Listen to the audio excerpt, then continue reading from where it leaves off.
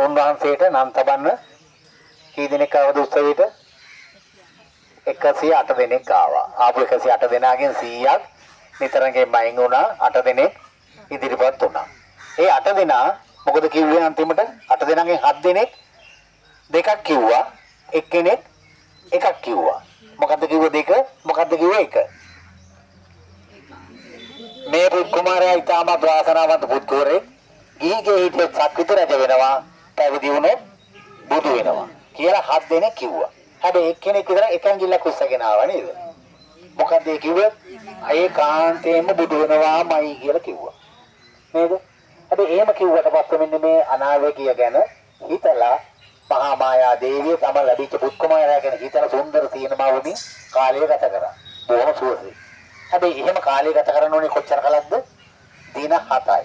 7 වෙනි දවසේ සදාහටම දිනෙත් තියාගත්තා. අපේ ආපහු දිනෙත් විවර කරේ කොහෙද? තවුසා දිවි ලෝකේ මාතෘ දිව්‍ය රාජයා නමින් 16 ඇති තරුණ දිව්‍ය කුමාරයෙක් විදියට පිහිටියා. නේද? එහෙමනේ අහලා තියෙන්නේ. හැබැයි මෙන්න මේව කාලය ගත වෙද්දී අපේ මහබෝසතාණන් වහන්සේ තරුණ වියටපත් වෙලා කෙන්දිලින් ගත වෙලා රජකම් කරලා මහා බිනික්‍රමණය කළ ගිහිගේ නික්මලා සම්මා සම්බුද්ධත්වයට පත් වෙනවා. සම්මා සම්බුද්ධත්වයට පත් වෙලා 7 වෙනි වස් කාලයේදී පෙර බුදුවරු අනුගමනය කළ ක්‍රමවේදය කුමක්ද කියලා හොයලා බැලුවා. හොයලා බැලුවට පස්සේ උන්වහන්සේ බුදු නුවණින් දකිනවා පෙර බුදුවරුත් අනුගමනය කරපු ක්‍රමවේදය තමයි 7 වෙනි වස් කාලයේදී තම මෑණියන් වහන්සේට අභිධර්ම දේශනා කරන තවුසා දිවි ලෝකයට වැඩම කරලා. එහෙනම් ඒ අනුව මගේ බුදුහාමුදුරුවෝ එදා ගන්ධබ්බරුක්ක මූලයේදී තීර්ථකයන්ගේ මානෙ දුරු කරන්න යමා මහා පෙළහර පාල ත්‍රිපද වික්‍රමයෙන් ත්‍රිපද ප්‍රාතිහාර්ය පාල තවුසා දිවි ලෝකයට වැඩම කරලා සක්විති රජතුමාගේ හොඳ දෙදෙවිලට අධිපති සක්‍ර දේවේන්ද්‍රයාගේ ඒක පොණ්ඩරීක උයනේ පඬුපුල් ආසනේ ඉඳගෙන සක්‍ර දේවේන්ද්‍රයා ඇතුළු දිවි සමූහයාට අභිධර්මය දේශනා කරන විජම්බන දේශනා කරනවා. ඒකට කියනවා අභිධර්මය කියලා. ඒ කියන්නේ මේ බුදුදහමේ තියෙන ගැඹීරම ධර්මය, ගැඹුරුම දහම දේශනා කරනවා.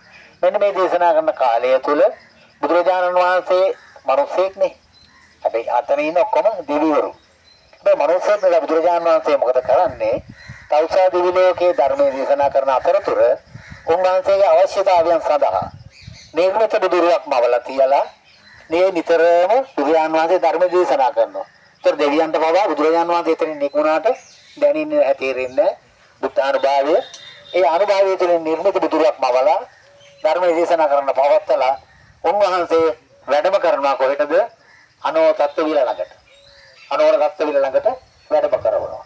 ඒ වැඩම කරන මොහොතේදී අපේ සරියුත් මහ රහතන් වහන්සේ අවශ්‍ය දානමාන සියල්ල සූදානම්ම කරගෙන බුදුරජාණන් වහන්සේගේ අවශ්‍යතාවයන් දැනගෙන අනෝතත්ත්ව විල ළඟට වැඩම කරලා බුදුරජාණන් වහන්සේ දානනේ වළඳලා